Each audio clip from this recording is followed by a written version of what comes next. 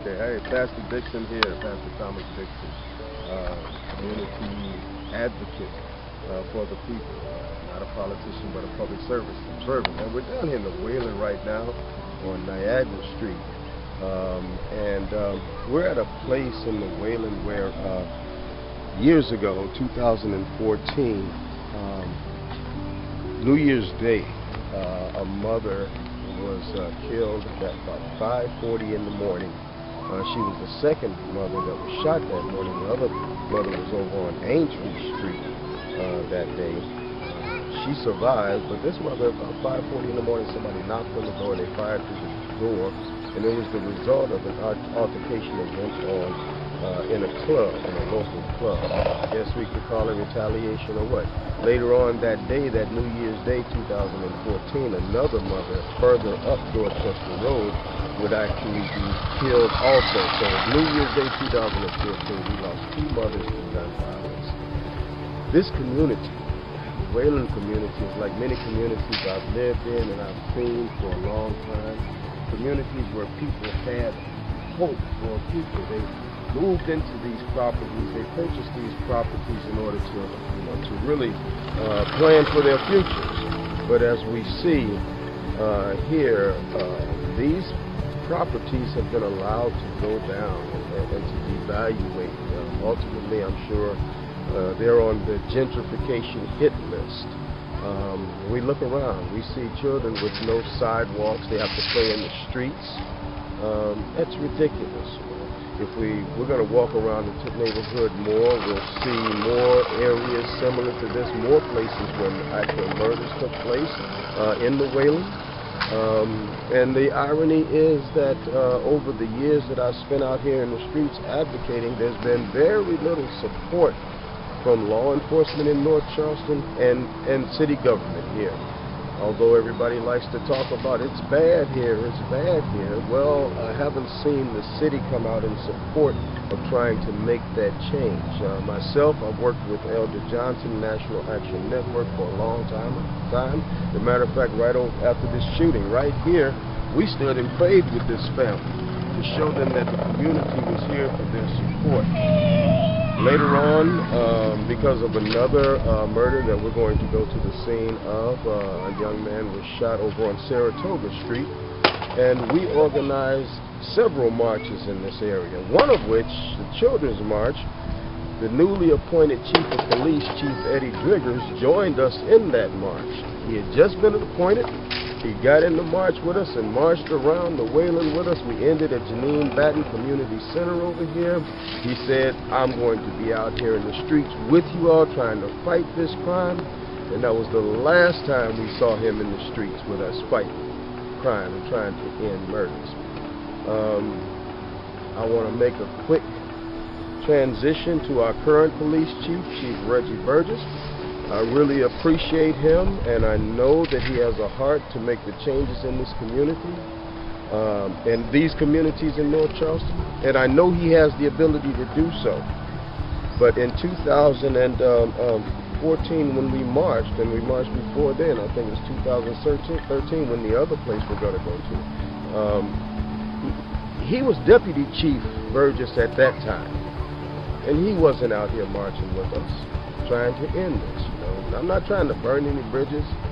I know he has a boss. He needs to be able to achieve all of the power that he can, the ability that he can. It needs to be utilized. But he didn't join us at that time. We never really saw him until he was appointed chief out here in the streets. There are many of us who have been out in the streets trying to stop gun violence for a long time. Elder Johnson and I worked over in Ashley Shores. Before they were demolished, before they put all of the people out and demolished them, and they're now going to be turned into other type of developments. But we tried to tell the residents there, that day is going to come when you're going to be put out of here. They're going to take this from you because right now you're not doing everything it can to preserve this. We talked to the landlord over there. He gave us a building in order to use one of the apartments, two of the apartments to use as a community center. We tried to set up computer training and everything, something for the kids. We cleaned up the marsh area there. I mean, wading out in the water and carrying on, trying to get it right so that people would understand if we take care of this, maybe they won't come in and move us out. Well, what happened?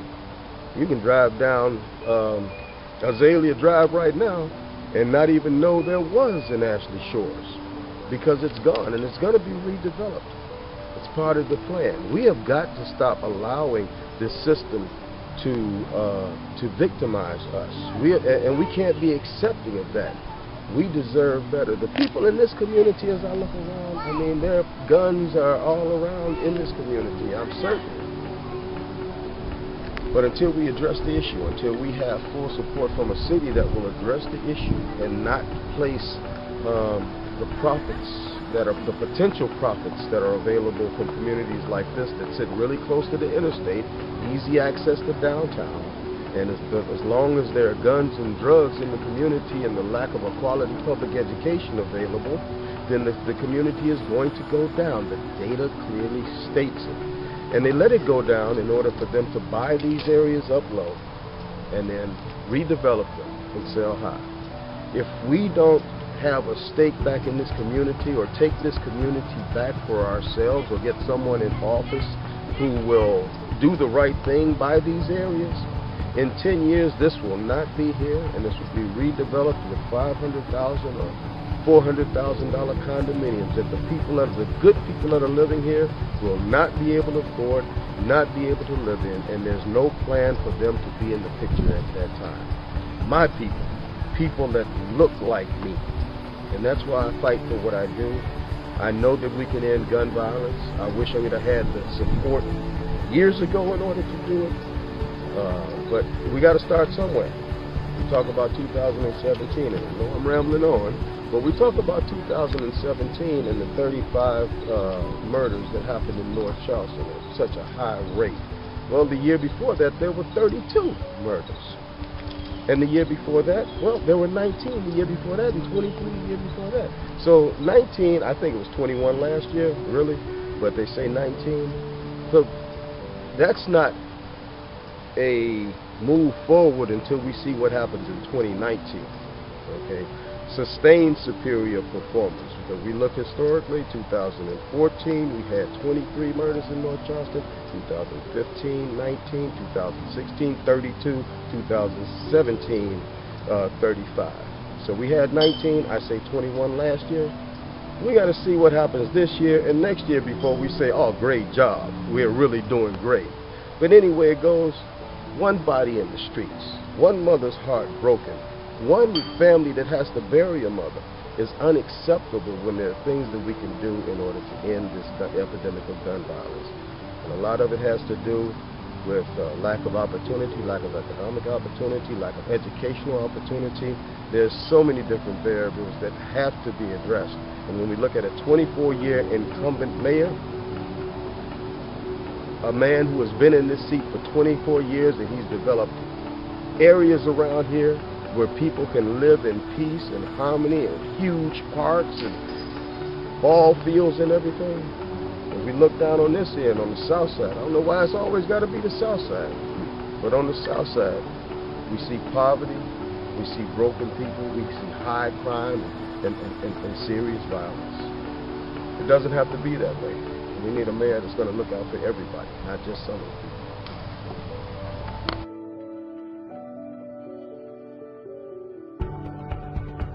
Coalition banner. This is where we were standing with a bunch of kids when we marched through the Waylyn right here, and we stopped right here to hold prayer in front of this place. Now, what happened here? Wow. This was February of 2013, and this particular night, there was a shooting at Charlie O's, which is around the corner and down the street on Dorchester Road. At around, I think like around 2:30 or 3 in the morning, that resulted in a murder. A young man died there. And less than 8 hours later, right here at this street, another young man was murdered. 2 murders within 8 hours of each other right here in the Waylyn. And myself, once again, allied with Elder Johnson and the National Action Network. I'm not National Action Network, I'm the coalition. We got together and we talked about trying to improve the conditions here, understanding that we can actually end the gun violence in these communities. 2 murders in 8 hours, totally unrelated. So we set up, we had the first children's march that we did here, where we brought together children from the community. We might have had maybe about 80 or 90 people out here in the streets. We had people from the community marching along with us, like Papa Smurf and DJ Boss Hogg. Boss Hogg was with us. We ended with a rally over Janine Batten Center. DJ Shot Ike showed up over there. Kimberly Bowman with So Exquisite Charleston, founder and CEO. That was one of her first things that she filmed and recorded and interviewed with that day. We had our coalition partners with us, a car club, the South Carolina Rhinos was with us, Sitting on Chrome car club was with us. We had maybe about 20 cars that was with us in this march to bring awareness to gun violence and the fact that if we really decided we want to do something about it, we can do something about it. But that was 2013. That was before the murders of the mother around the corner. That was before, in 2014, we had 19 murders. In 2014, 23 murders. 2015, 19, and then 32 and 35 the years after that. I continue to fight this fight in spite of the fact I don't understand why we never got participation from the city in order to try to end this. I guess I do understand it. You gotta want to end something before you can end it. It's like people talk about with addictions and everything, you gotta want to stop doing it before you do it. The same thing goes for the gun violence in these neighborhoods. The same thing goes for the poverty in these neighborhoods. The same thing goes for the poor education in these neighborhoods. These are things that we can change, but we have to want to change them. And if we have people that are running our cities who don't want to change them, then we don't want them running our cities. If they make opportunity available for everybody else, but our areas, people of color, poor people, which represent in North Charleston, together, people of color, Latino and African American, 60% of the population. If they don't want to take care of those people, then those people need to stop electing them for office. After 24 years with this current mayor, we need to stop electing him to office, and we need to replace him with somebody that's known to have been out here trying to make a change. Give that person that chance to really make a change, somebody who wants to make a change, somebody who the community has seen, knows, and trusts will make a change, not somebody who is just campaigning. So this was another one of the locations, and unfortunately, there are about 7 or 8 places that I can take you to around the Waylyn where gun violence has claimed a life. These lives matter. This community, the life of this community matters. But as long as we've got people who don't care, even though they appear to care or they say they care, it shows by what you do. So I'm here to say that we're going to end gun violence in North Charleston. We're going to make North Charleston a safe city for everybody. Coupled with that, we're going to ensure that quality public education is available for everybody. People say that, well, the mayor of North Charleston got nothing to do with education. Yeah, as long as North Charleston is paying as much money into taxes going toward Charleston County School District, I'm going to say I might not be able to legislate what they do, but I'm going to definitely use that bully pulpit to make sure that they're doing what they need to do for this end of North Charleston, as well as for the rest of North Charleston. Failing schools will not be accepted as a word in North Charleston after I'm elected mayor. That is not going to happen.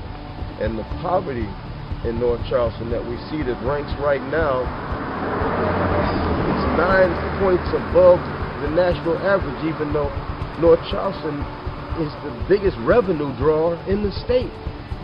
But poverty is 9 points above the national average in North Charleston. That's because all the money flows up and doesn't hit the streets down here. We're going to change that. We're going to make sure the minimum wage gets raised here. We're going to make sure that people have an opportunity to work at jobs and be respected on their jobs, even if it is, as they say, flipping burgers, because flipping burgers is a respectable job. I don't care who says what. Anytime that you work on a job where the CEO can buy an airplane for himself last year, that's a respectable job. You stop having them Happy Meals for them churn in the morning and see what happens. Yes, that'll be a big problem. So we're going to make sure that everybody in North Charleston prospers as this city prospers. And it should have been that way all along for the last 24 years. We shouldn't be having this conversation right now.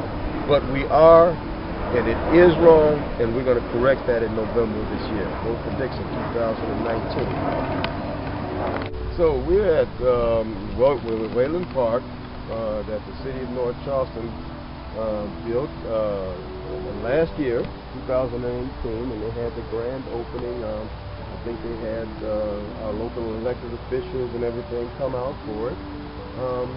And I'm happy to see that finally over the years that they did something for the children here to at least offer them some recreation. I know they started up a youth ball league here, and they had a very successful time this past year.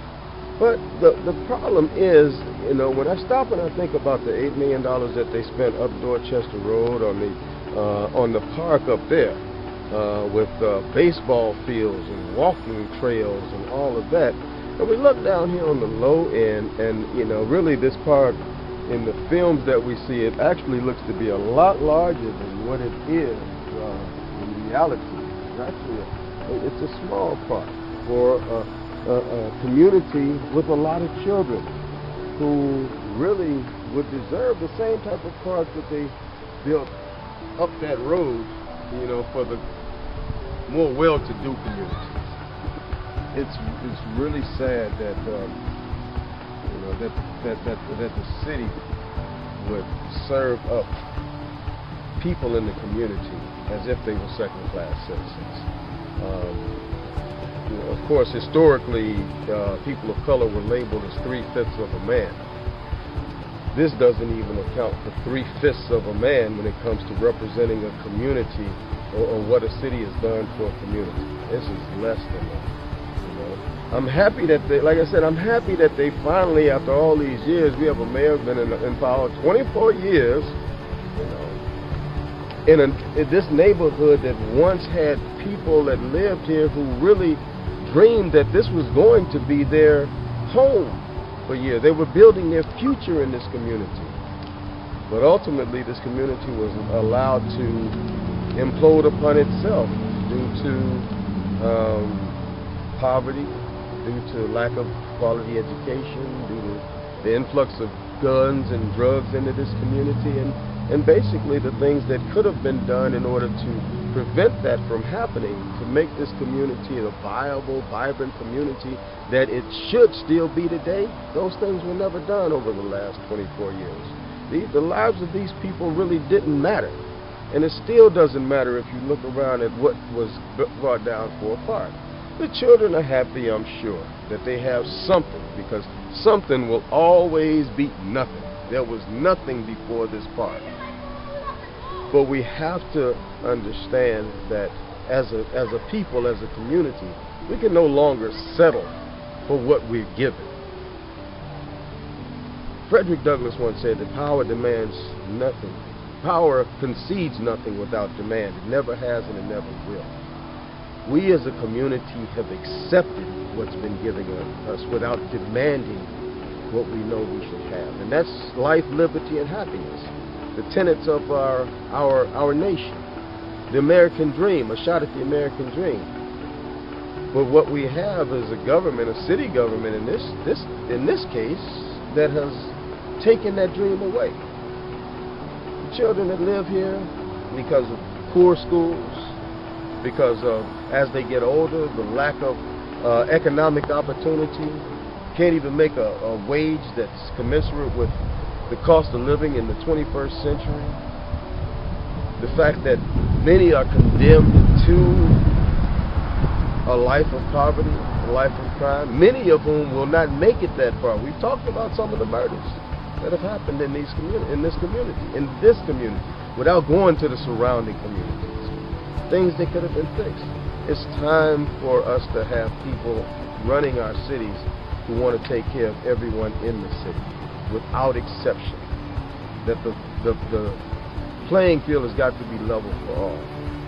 Our children, the children of people of color, are just as important as the children of privilege and must be treated that way. Park Circle cannot be treated any better than the Waylyn or Dorchester Terrace or Ackerby or the Heights. It's all the same, under the same governance. And until that governance supports everyone, then it's not doing its job. We have a a county councilman that lives right down the street, an esteemed African-American city councilman, Teddy Pryor. And all the while that we've been out here in the streets, 2013, 2014, marches and everything, never saw him. Never saw him. I mean, maybe he's got his reasons, why not? I was so surprised when I found out he lived here. Surprised. Our councilwoman in this area, Dorothy Williams, an African-American woman, been in office as a councilwoman over 30 years now. Is this what we get for an elected official over this area? It's time to replace her. It's time for her to go head on, and actually it'd be nice if she just retired on out respectfully, you know. But if not, we're going to replace her with a young man by the name of Jesse Williams in this election. A young man who has been out here working in this community with his own funds, for free, no help from the city, for years. I met him working in this community with his group called Take It to the Streets. And they've been twice a month. They have youth outreach right over on Waylyn across the street. Twice a month for the last 7, 8, 10 years or something like that. No help from the city. No help from that same councilwoman who knows he's there. Only thing you get from her is disdain. Looking down like she's something else, you know. Time for her to go. Time for her to go. So we can do something with these communities. And right along with her 24-year mayor needs to go so we can do something with these communities, so we can get people in that really want to. Finally, on this issue, I'm going to just put it out there. Don't be deceived by what you see this mayor doing right now, okay? Do not be deceived. You see the aquatic center all the way up Dorchester Road by Fort Dorchester, and he says, look what I'm doing. You see the new plans for the gym, the multi-complex gym up off Fremont Road. Look what I'm doing. You see him out in the colder weather a couple of months ago passing out sleeping bags, warming bags, and whatever to the homeless. Look what I'm doing. I say this. If you can show me some footage of what he's been doing in communities like this, other than this part, helping the homeless, before now, please bring that out. Please bring that out. These are campaign tactics. Campaign tactics. We're not going to fall for the banana in the tailpipe anymore. The community is not going to be duped into believing that at the last minute that we're going to believe, oh, you're just great. We're not, even though you elevated an African American to the position of police chief, we're not going to be duped by that. Yes, you realize that fish fries ain't going to work in this election, but ain't none of them other things going to work in this election. The people see through that, and the people are going to speak loudly in November and remove the current 24-year incumbent from office and replace that incumbent mayor with somebody who they've seen out here has championed their causes and been fighting for them for years, and that's me, Pastor Dixon. It's just that simple. The people will speak because they got somebody they can speak for, not somebody they got to guess about. It's Pastor Dixon. I really appreciate you. Thank you so much.